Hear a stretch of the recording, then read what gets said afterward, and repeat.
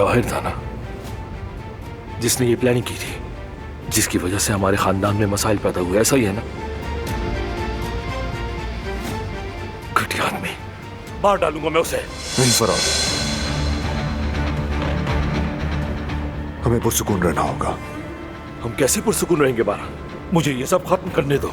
तुम खत्म करोगे, हम खत्म करेंगे, लेकिन किसी और तरीके से। मैं तुम्हें एक अहम काम दूंगा। ठीक है, बताओ, मैं तैयार हूं करने के लिए। तुम जवाहिर का एतमाद जीतोगे। उसका एतमाद? ये कैसे होगा? उसकी नजर में काराबे के दुश्मन और गद्दार के तौर पर।